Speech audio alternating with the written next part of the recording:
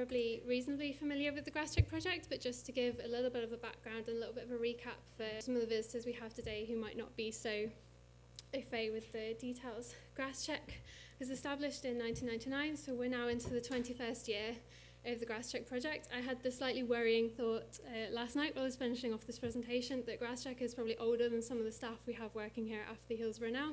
Soon going to be older than some of the PhD students that we have coming in. So a really long-term project and a huge database, a really sort of strong research value for us to be looking into.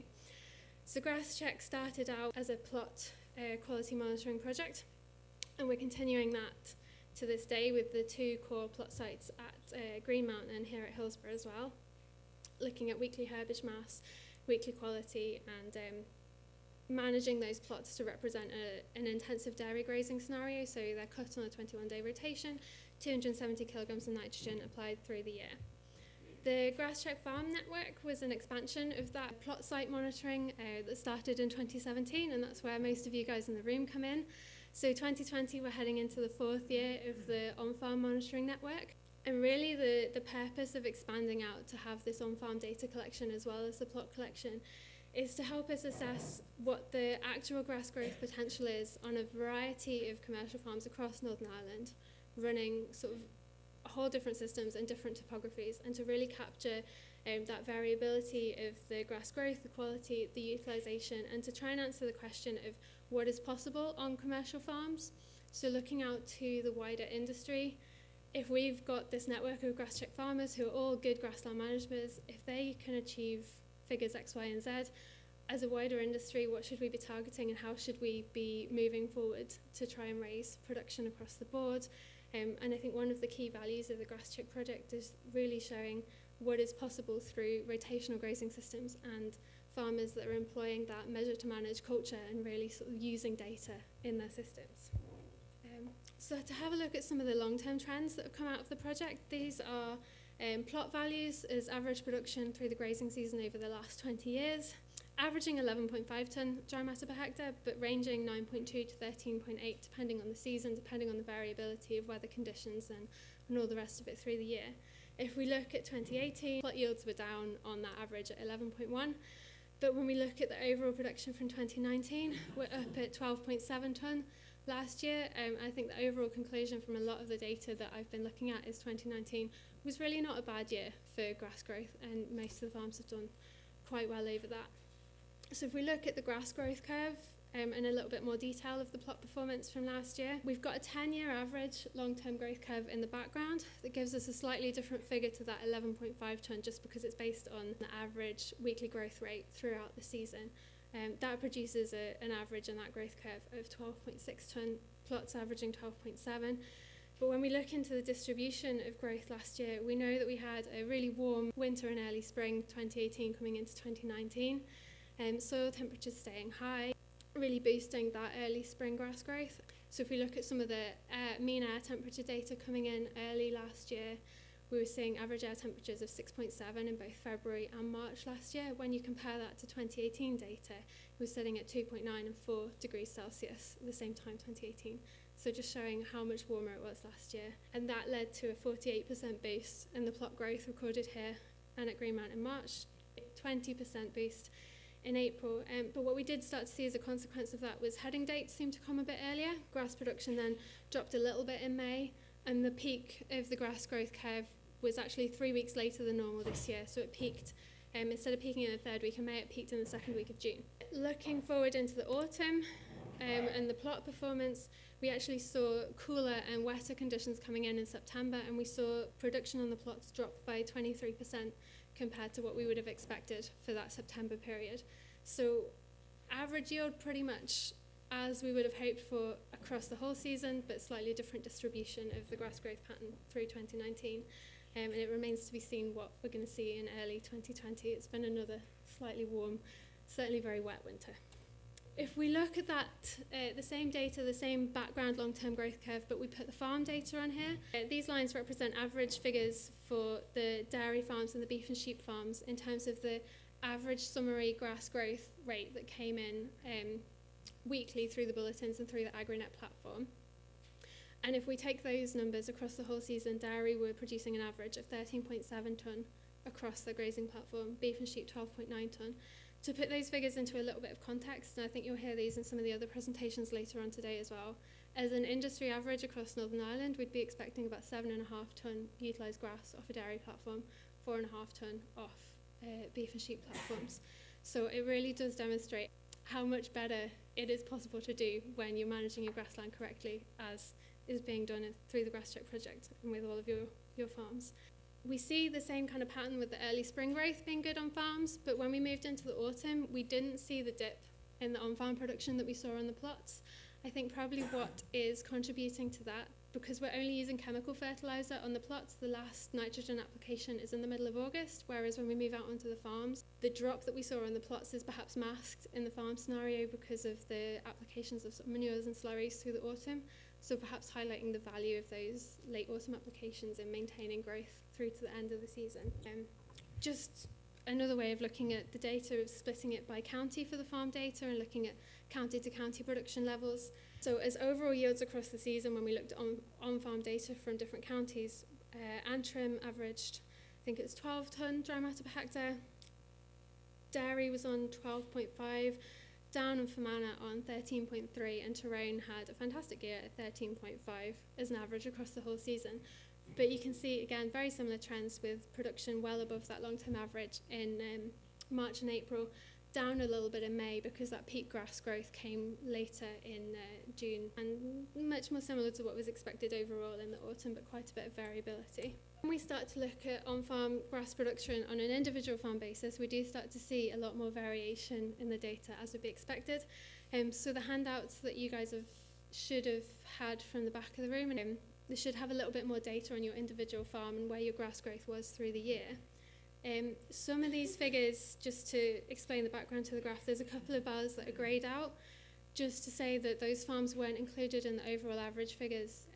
For one reason or another, I don't have a full grass growth data set for them, so it's not a fair comparison to make in that scenario. A couple of these figures, a couple of farms might be looking like they're a bit down on the production, but if you were one of the farms that had to house early because we got really, if you suffered for the wet conditions that we saw September, October time, then I wouldn't have growth figures for October for you guys. So when you look at your individual figures in the handout, it gives you a month-to-month comparison as a little bit of a benchmarking table across the board. So that will give you a little bit more detail. But overall, all of the farms with full data set on these figures are well over and above those industry averages that we'd expect, and sort of certainly from our point of view, really quite impressive grass performance across the board. And it's important to remember that GrassCheck it's not a yield competition. So it's not about who's necessarily growing the most, but what we're hoping to do to look at with the GrazeGrow model that we have here and look at individual farm potential, taking into consideration the variability within each system and how much grass could you grow, and that's sort of a space to watch for the future in terms of benchmarking within your own systems. What isn't included in the individual handouts is details from the individual paddock performance in terms of paddock yields. I'm hoping most of you are familiar with this area of your AgriNet platform. I'll just skip through it quite quickly for anyone that maybe hasn't used it as much. So the AgriNet Best Paddocks area gives you information on the individual paddock yields. What I perhaps should have mentioned on the last slide is that those total yields were based purely on the grazed grass production from your weekly grass growth measurements. They weren't taking into account silage production on the farms either. So if you've had a big emphasis on silage production, you might have been slightly down on that graph. But if you come to look at your AgriNet Best Paddocks data, your average farm yield could well be higher than what I've been able to show here. So AgriNet allows you to record your silage yields as well. The only thing that's important to bear in mind is making sure that you've got roughly equal numbers of measurements for each paddock if you want to be comparing between them. If you've had a paddock that you grazed 2 or 3 times at the start of the season but actually didn't return to, and you don't want to count it in that overall average, there's a exclude less than box just in the top corner with a drop-down option that you can sort of exclude paddocks based on the number of measurements they've had, and that would affect the average calculation for farm production in the top corner as well. So another way of looking at your data and getting individual information on your platform. Another thing, we've been looking at grass growth curves from the plots. If you want to be comparing grass growth curves on your individual farm and looking in detail at what the variability was, grass growth through the season, we'd expect it to look much more variable than you'd see on the average growth curves that we're producing where we're combining lots of data sets, so it will jump around a little bit more and respond much more rapidly to conditions on your own farms if you look at your own grass growth curves. But that's available in the time graphs area of the AgriNet platform, and if you want to compare between years, you've got that option as well. So this is just an image taken from one of the GB farms, just so that I'm not picking on anyone in the room. And then there's an example of what you can look at it with the plot growth curve comparison from 2018 in the dark blue with that lovely dip in the middle, and 2019, a much better year in the pink line. So one of the metrics that we're particularly interested in looking at here from a research point of view and from an on-farm production and performance point of view is grass utilisation. Something that doesn't come through AgriNet, it's something that I've been working on calculating from the data that you guys have put into AgriNet.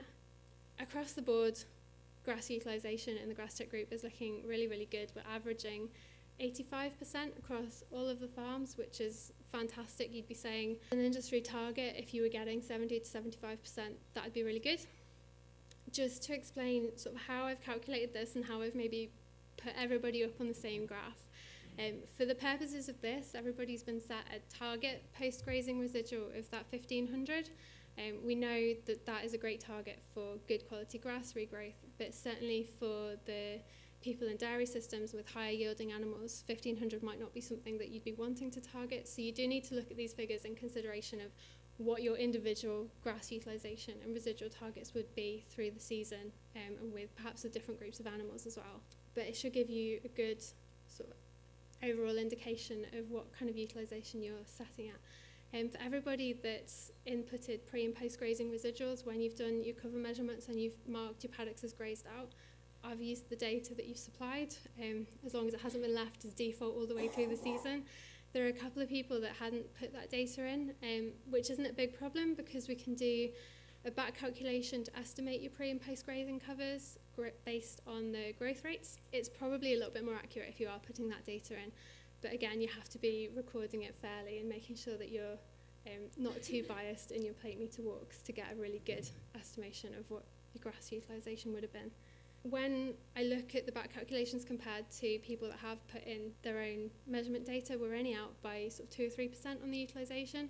So I'm reasonably confident that they're doing a decent job of estimating the covers there. The only sort of hiccup in that is perhaps with some of the beef producers, because you might be on slightly longer grazing breaks, and I don't know how long the animals are in the paddock. I'm not able to account for off-take and grass growth during the grazing cover in the beef ones, so they might be slightly different if you're on sort of 2 or 3 day grazing breaks, just something to bear in mind.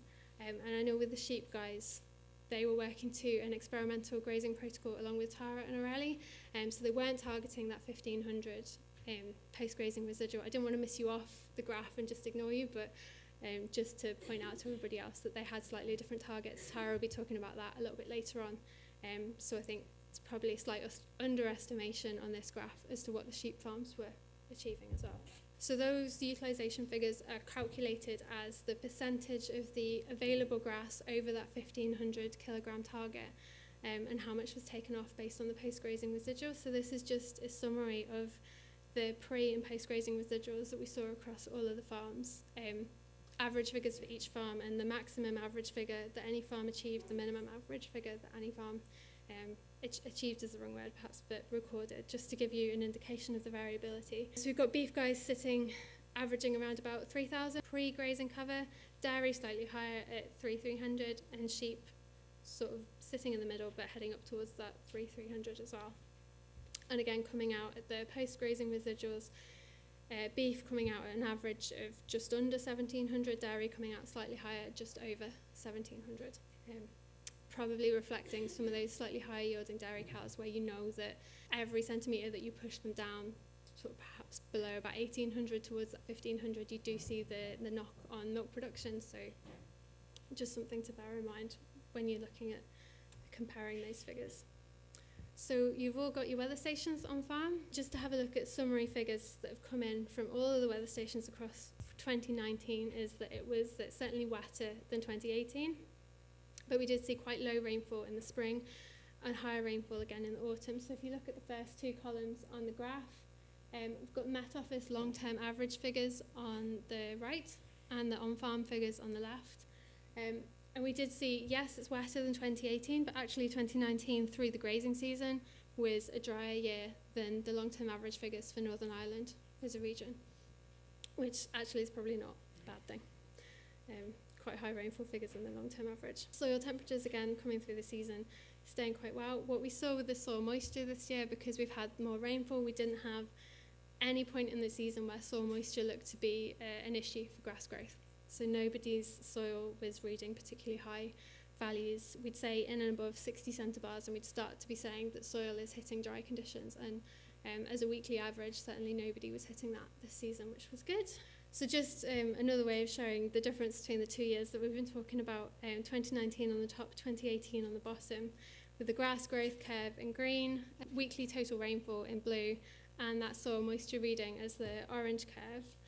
So you can see just how dry it got in 2018, and that in no way has it impacted on the grass growth performance 2019. So we've been having a little bit of a look at the soils data, the weather data, and the relationship with the grass growth performance, but because 2019 we didn't really see any impact of soil moisture, it stayed quite nice and favourable for grass growth. We've had a bit more detailed look at 2018 data instead. What we've seen when we've analysed, well, we had a look at 2018 instead for one aspect of it. Another aspect of it, we were looking at 2019 data, and what we saw there is even though soil moisture wasn't a factor in reducing or impacting on grass growth last year, it still had a really significant relationship with the grass growth curve, and rainfall didn't. So we did mixed models analysis with all of the on-farm data, and for anyone that's into their stats, the relationship between grass growth and soil moisture was coming out highly significant, a P less than 0.01. The relationship between actual rainfall and grass growth, not significant, coming out at P 0.34. Certainly something to bear in mind is the value of those soil moisture readings in terms of telling us what the actual availability of moisture is in the soil, rather than the rainfall data that's telling you how much fell but not how much has run off or been retained in the soil, or depending on how quickly it's fallen over what kind of period. When we looked at the soil moisture data compared to the grass growth rate for the year that we had the drought, so 2018, and we've compared this to some data from the GrassCheck GB project for the 2019 season. GrassCheck GB kicked off this year, so it's the first set of data analysis we're doing there. We'd be saying through the bulletins, and I mentioned before that we'd sort of be considering soil conditions to be dry and above about 60 centibar reading on those soil moisture probes. And we certainly saw some quite dry conditions experienced in GB this year, and when we looked at the relationship between the soil moisture score and the weekly grass growth rate, we saw that peak at 60 centibars where grass growth started to decline as soils got drier. When we looked at 2018 data from Northern Ireland, that peak was up at about 90 centibars, so higher than we've seen in GB, and I think probably what's feeding in behind that, when you look at the information that comes to the manufacturers, and they're mainly talking about crops and about irrigation, but they'd be recommending for most soil types you'd want to be irrigating around and above 60 centibars, but heavy clay soils, it'd be heading between 60 and 100 centibars that you'd want to consider irrigation. That probably talks a bit about the types of soil that we have here in Northern Ireland. There's not that many of you that are going to be on very nice, very dry, sandy soils. Wet weather is certainly more of a problem, and heavier soils are much more common. And that's just to do with the water holding capacity and how the soil texture affects the availability of water within the soils. You all should have a copy of this presentation. This is just a table with a little bit of explanation around interpreting those soil moisture scores for anyone that wants a bit of a refresher on that, and just highlighting where it talks about sort of optimum range for irrigation, which is not something you'd be doing on your grassland soils, but it gives you an idea of when you might start to see an impact on grass growth and the soil moisture restricting the growth rates. So the final, or one of the final sort of regular parts of the bulletin is looking at grass quality. This is just a summary of the grass quality results from the GrassCheck plots last year. Average values, so weekly values across the season. It's quite nice to see from the plots that we've got ME round and about 11 throughout the season, a really nice consistent production, sort of showing that generally, no matter what's going on, it's dry matter percentage and the intake potential that's going to be more of an issue for you than the ME value of the grass. Dry matter is the black line here on the curve, and obviously that's a lot more variable than the ME but impacted by weather conditions more than anything else, so there's not a lot we can do to control for that. When we have a look at the average grass quality values coming in off the farms, we actually see a lot more variation. Dry matter, reasonably stable, particularly compared to last year, in and around the 15 to 20% through the season. Crude protein dipping a little bit in the autumn, sugars dipping a bit in the autumn as well. And along with those dips, we did see a drop in the ME value of grass samples coming in from the farms in the autumn this year. That's going to be a factor of the sugars and the crude proteins perhaps getting a bit lower, but it's something we want to have a look into in a little bit more detail as to why the farm figures haven't married up with the plot figures. But that's just a bit of an overview. You've all got your individual, you should have been getting them through the season, but you've got a summary of your individual grass qualities in the back of your individual handouts as well. If anybody wants that as an electronic format, just sort of send me an email. I can send that to you any point through the year as well. Just looking at the range of the grass quality results from the farms, then average dry matter 17% through the year, which is not too bad, and crude protein sitting in and around 18%. We did have 1 week where somebody's sample hit 37, which is quite high. I'm not sure if that was a bit of an anomaly. Quite a significant range in the crude protein, 37 down to 8.1. And ME averaging in around 11.2, a little bit more variation than we saw in the plots, so from 9.8 up to 12.7. So we've had a little bit of a preliminary look at some of the fertiliser data that's coming in, just looking at the value of fertiliser on farms and the sort of contribution to grass growth through the season. So we have the plots here yielding 12.7 tonne last year and giving them 270 kilograms of nitrogen per hectare. Have some data. Lauren's going to talk to you a little bit more about some fertiliser trials that were conducted later on, but I've had some figures off her to show that the plots that she produced with zero nitrogen treatments throughout the grazing season last year still produced 5.2 tonne dry matter per hectare. So for all of the farm figures that I've got in where you've supplied fertiliser data, I've just taken that off as a baseline before I've started this analysis. If we apply that to the plot figures, we see an average of 28 kilogram dry matter produced for every kilogram of nitrogen that was added to the plots over and above that baseline.